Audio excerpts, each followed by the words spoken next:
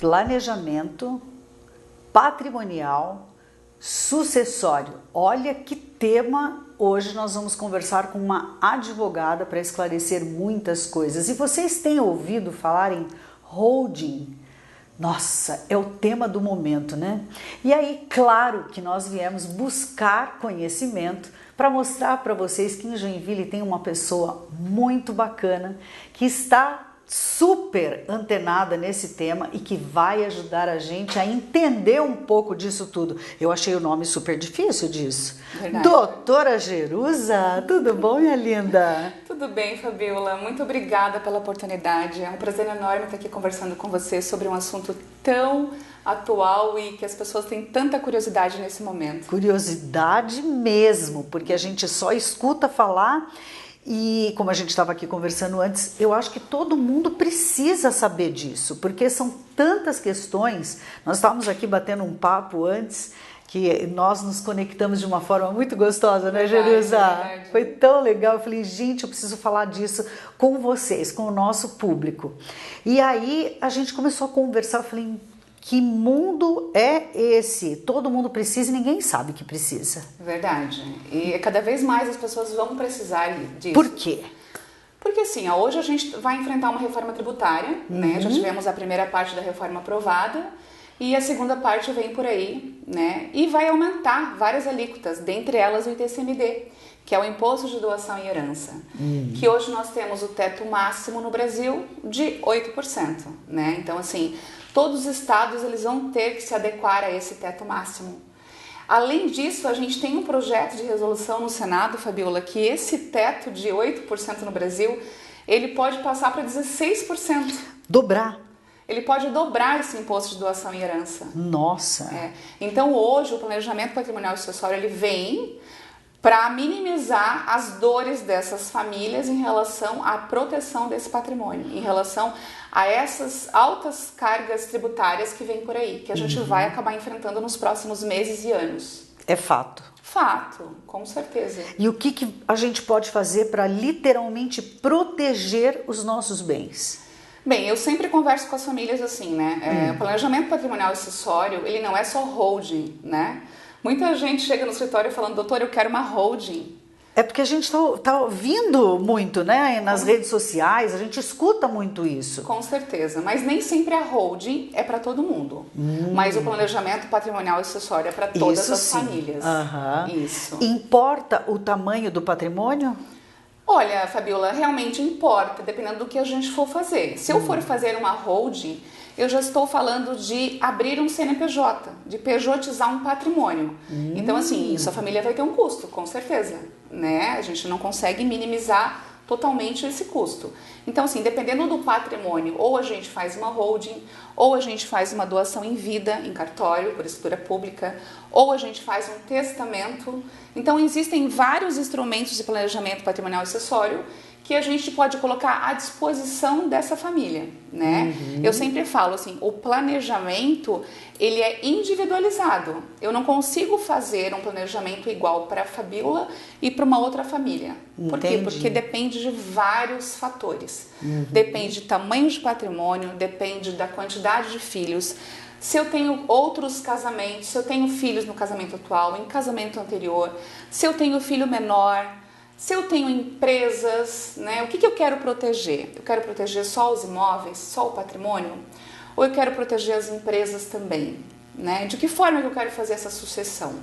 Porque é isso, eu preciso evitar a sucessão hoje judicial. Então eu preciso pensar num planejamento.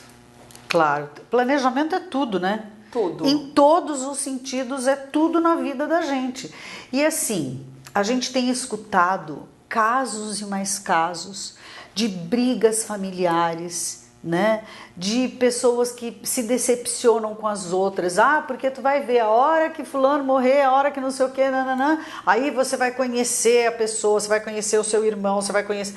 Então, a gente tem escutado tanto isso, de arrepiar as histórias. Exatamente não é? assim que acontece, Fabiola. Menina do céu! E nós, advogados, nós trabalhamos na dor, eu sempre falo, né? no caos, né? A gente tem que pensar lá na frente todas as situações que podem ocorrer Aham. para trazer isso para a mesa para o cliente, né? Colocar essas situações e a gente poder planejar isso, né? Eu sempre falo assim, o planejamento é um ato de proação, né? E a judicialização é uma reação. Claro. Né? Se você deixa todo o teu patrimônio do jeito que está, ou no CPF, enfim, você vai ter uma reação um dia com o inventário, a família vai ter uma reação. E o planejamento não, é uma proação, né? Então eu sempre falo, planejamento não é pensar no fim, é pensar no agora para saber como vai ser depois o fim, né? Esse é o planejamento. Você me falou uma coisa que me causou uma outra dúvida. Por exemplo, você falou em doação, né? Porque também muitas pessoas falam, não sei se isso é fato ou não, e é por isso que eu convidei a doutora Jerusa, que é advogada, dentro desse tema, para que a gente possa levar para vocês a informação mais assertiva, né? Uma informação correta. Ah, não, doação paga tanto imposto que não vale a pena fazer. Tu me diz. A doação, Fabiola, você vai ter o mesmo imposto do inventário na doação, né? Entendi. E muitas vezes você acaba perdendo ali a administração sobre esse bem. Realmente você vai perder porque você vai doar para um filho, né? Então você acaba perdendo a ingerência sobre esse bem. Então se você tem uma necessidade depois que você doou no futuro, você não pode mais dispor desse bem, não é mais seu. Não é meu. Né? Então assim, a doação tem esse problema, né? Quando eu faço uma doação através de uma holding familiar, eu não estou fazendo uma doação do bem, estou fazendo uma doação de cotas sociais. Com isso, eu consigo colocar cláusulas protetivas nessa doação, inclusive de reversão, né? Por exemplo, caso ocorra alguma coisa com esse filho que eu estou doando as cotas sociais, essas cotas podem voltar para o meu patrimônio. Elas podem voltar a ser minhas, essas cotas. Isso não acontece numa doação por escritura pública. Entendi. Dificilmente você vai conseguir reverter uma doação por escritura pública. Entendi. Tá? Então é diferente de quando você faz uma sucessão através de uma holding familiar. Porque nós estamos falando de duas coisas, aliás, nós estamos falando de tanta coisa. Vou querer mais. Verdade. Não vou dar conta de te fazer tanta pergunta. São muitos questionamentos, eu sei. Não é? Porque daí a gente tem que falar de empresas. Olha quantas empresas em Joinville, na nossa região toda, né? Que são empresas enormes. Sim. Né? Sim. E eu acho que deve... Assim, claro que toda empresa tem o seu advogado, tem, né? Claro. Mas existem fatores familiares, com certeza, que fogem à vontade, né, dos CEOs, dos seus donos, enfim, né, dos empresários. Então, realmente, é como você falou, né, Jerusa, a pessoa precisa pensar como planejar agora o seu futuro e o futuro das pessoas que você ama, porque eu acho que isso é uma prova de amor. Com certeza. Não é? Eu sempre falo isso e assim, essa reflexão a gente tem, porque assim, o que é mais importante? A construção do patrimônio, né? Ou as pessoas? Quem a gente vai destinar esse patrimônio? De que forma que elas vão ficar depois? A gente não sabe o dia de amanhã, quando a gente não estiver mais aqui. E se eu não estiver mais aqui amanhã, já está tudo organizado? Meus filhos vão disputar judicialmente? É o que acontece sempre. E as famílias se desfazem, as pessoas ficam inimigas umas das outras, é uma coisa horrível. Verdade, porque quando o pai e a mãe não estão mais aqui, depois geralmente o caos acaba se instalando. Então o planejamento ele vem isso, né? O pai e a mãe com essa preocupação, com esse amor pelos filhos, porque muitas vezes nós adquirimos patrimônio pensando nos nossos filhos, pensando na sucessão, né? Por que não minimizar essa passagem de bastão, essa dor na passagem do bastão, tá? Então, assim, a gente precisa pensar como essa passagem do bastão vai se dar, não só numa empresa familiar, mas numa empresa, enfim, onde eu tenho outros sócios. Também tem isso, né? Também tem isso, né? Porque muitas vezes eu tenho uma empresa familiar, mas que tem outros sócios. Como é que vai ficar essa sucessão quando eu, CEO dessa empresa, não estou mais aqui para resolver isso? Já está definido? Sabe que esses dias eu estava conversando com uma amiga minha, ela é CEO de uma super empresa, ela é uma baita empresária maravilhosa, a empresa é dela e do marido. Sim. Eles são, a nível global, são terceiro do mundo, então eles são realmente assim, uma empresa muito bacana, com um patrimônio muito grande. E ela estava me falando, ai Fá, eu tô tão mais tranquila, parece que eu tô dormindo melhor, porque ela fez isso. E aí eu falei, nossa, eu preciso falar disso em algum momento. Eu acho que Deus vai fazendo a coisa bem certinha, sabe? Que daí eu te conheci. Exatamente. Não é? É muito bom falar sobre isso, assim, né? E outra coisa que é importante falar, né? As holdings, elas já existem há muitos anos. Mas ninguém décadas. fala E ninguém nisso. falava sobre isso, porque as holdings eram muito utilizadas nas empresas, as holdings empresariais. E agora são as familiares. Já de anos, né? Só que não muito divulgadas, exatamente, né? Então nós acabamos utilizando esses modelos que já são usados há muitos anos no Brasil, desde 1976. A holding existe, as holdings empresariais, elas vieram de acordo com a lei de SA. E a holding familiar, ela foi muito mais divulgada após pandemia, né, Fabiola? Né? Porque realmente eu acho que ali muitas surpresas aconteceram, né? Foram. Muitas famílias foram impactadas com inventário, né? Então, assim, E aí, onde as holdings familiares começaram a ser divulgadas, né? Porque é uma forma de sucessão, muitas das vezes muito mais econômica, às vezes 90% até mais econômica do que um inventário. Quanto? Muitas vezes não chega a 90% de Sério? economia. Exatamente. E as pessoas não têm noção disso. Nenhuma. Não, nenhuma. Então eu sempre falo, né? Hoje nós temos a opção do planejar, não só para proteger, mas para economizar também. Aí é que é o ponto que eu gostaria muito de chegar, porque tudo isso as pessoas ficam medrosas, né, de conversar, de fazer uma consulta com um advogado ou de falar sobre isso, porque começa a arrepiar só no honorário, na coisa como é que vai funcionar, enfim.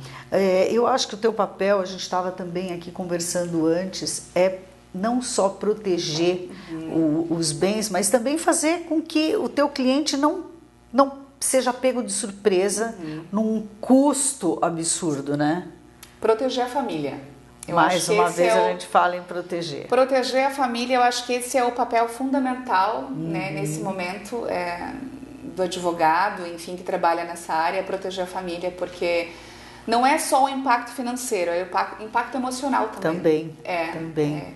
Porque muitas vezes, Fabiola, quando a família pega de surpresa, ela não tem nem liquidez para lidar com o processo de inventário. É verdade. Né? Então, muitas das vezes ela precisa vender um bem para poder trazer a resolução para esse problema. E aí vira outro problema. Acaba virando um outro problema. Porque muitas vezes a família não consegue fazer isso e aí existe aquele inventário que leva anos prejudicando toda uma harmonia familiar, inclusive um patrimônio que às vezes é ali... Vai ali, só de essa demora já o patrimônio já vai. Com certeza, né? E fora que precisa às vezes vender patrimônio para poder trazer uma resolução para esse problema, né? Testamento e inventário, as duas coisas andam juntas? O testamento é um instrumento de planejamento patrimonial e sucessório que nós utilizamos muito aqui no escritório. E sim, porque o testamento é a disposição de última vontade da pessoa, né? Isso é inquestionável. Inquestionável, né? Então, assim, no testamento você vai ali dispor sobre a tua parte disponível, tá? Porque a gente tem... quando a gente tem uma herança, a gente tem a parte disponível e a legítima, né? A legítima você é obrigado a distribuir entre teus herdeiros necessários, por lei, né? E você tem a parte disponível, que é 50% da tua herança.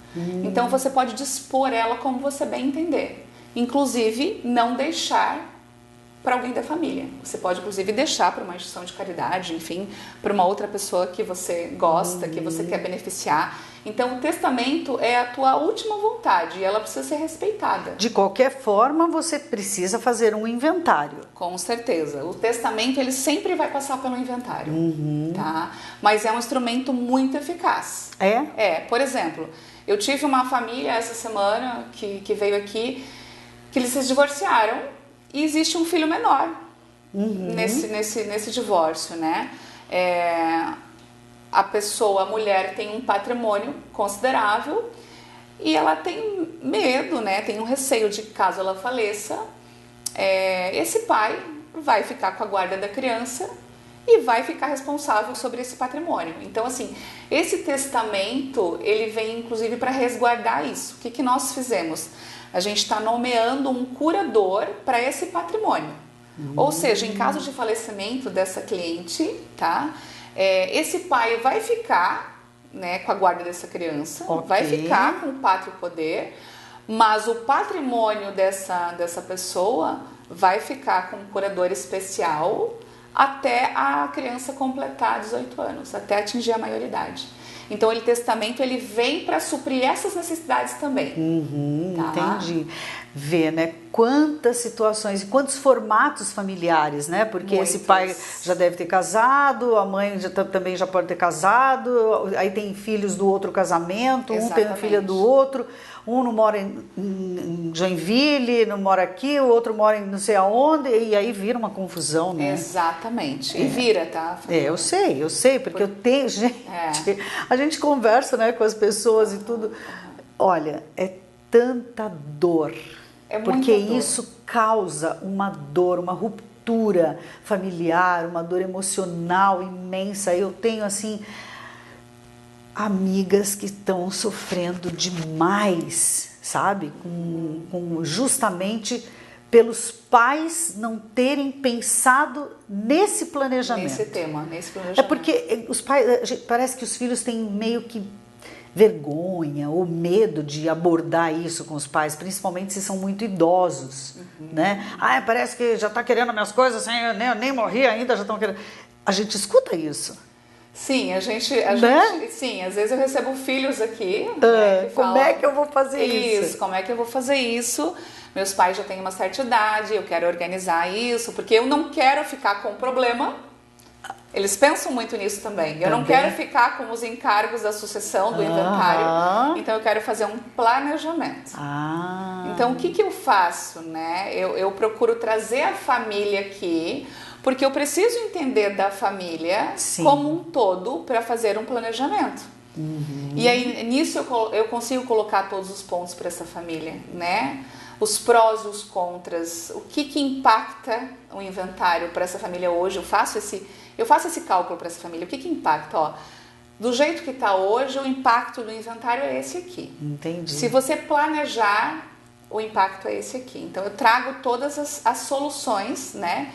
E com isso, muitas das vezes, a família entende e percebe que é muito melhor ela fazer um planejamento agora, mesmo que às vezes tenha que dispor de recurso financeiro, do que ela deixar para uma eventualidade. E aí virar uma pipineira. Vai virar uma bola de neve muitas vezes, né? Então assim, eu sempre falo, o planejamento eu preciso entender toda a situação familiar, todo o núcleo familiar, entender quais são os anseios daquela família, daquele patriarca, daquela matriarca, para depois eu conseguir trazer alternativas.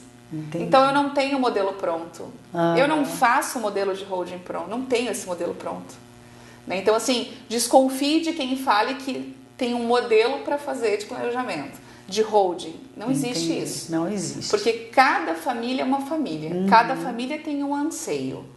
Né? Cada pai, cada mãe tem um pensamento para a destinação daquele patrimônio. Como gostaria. Nem sempre, Fabiola, aquela família vai distribuir os bens de forma igualitária para os filhos. Que daí é um outro babado que a gente vai conversar. Outro problema. Muitas vezes eu preciso trabalhar ali com um testamento para poder fazer essa distribuição de forma desproporcional. Entendi. E é isso não, claro, atingindo a legítima. A legítima eu sempre preciso preservar de acordo com a lei, mas aquela parte disponível. Olha, eu vou resumir tudo isso aqui, gente, em uma palavra só. Consulte. Consulte e saiba que essa é a maior prova de amor que você possa fazer pela sua família, né? É verdade. Porque isso vai evitar um confronto, uma dor, uma ruptura. E é por isso que eu estou aqui, porque quando conheci a doutora Jerusa, na verdade, eu te conheci pelo Instagram. Verdade. Né? Porque eu fui vendo ali, eu falo, nossa, como ela fala bem.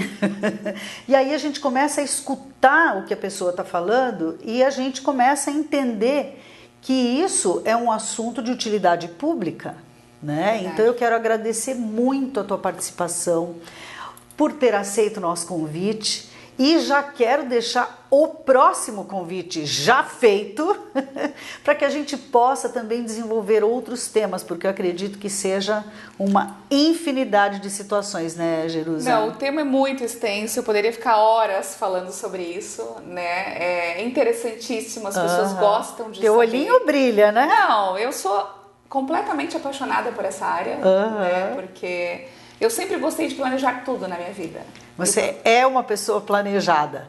Eu gosto de planejar. Então, assim, o planejamento patrimonial e sucessório, ele vem a esse encontro, né? Vem a quem eu sou realmente, assim. Tua essência. É uma advocacia com propósito. Eu sempre falo isso, né? Eu já atuei em outras áreas, assim, e hoje eu me sinto completamente realizada trabalhando nessa área de planejamento patrimonial e sucessório. E você já é formada há muitos anos no direito. Há mais de 20 anos. Então não vou nem falar a idade exata, mas há mais de 20 anos, realmente. Que bom, que legal, porque eu acho que a relação advogado e cliente é uma relação de confiança. Com certeza, né? Fabiola. Então, querida, muito obrigada por ter nos recebido aqui no teu escritório, que é um amor, eu que agradeço. Uma graça, né? Lisonjeada por você estar aqui e por Imagina, poder eu conversar que um pouquinho com o agradeço. teu público sobre isso. Tá bom, minha linda. Obrigada muito obrigada, por tudo. viu? Obrigada, querida. Eu também, adorei. Olha, gente, eu espero que realmente a gente tenha trazido para vocês uma informação que vale milhões, né? Literalmente. E que a gente possa aproveitar essas dicas todas e entender que tudo isso que foi falado nada mais é do que um ato de amor pela sua família. Então, fica a dica. A gente vai voltar a conversar com a doutora Jerusa, que é uma super advogada, muito querida, que nos recebeu gentilmente para esclarecer esse assunto do planejamento patrimonial, sucessório e holdings. Agora eu aprendi, hein?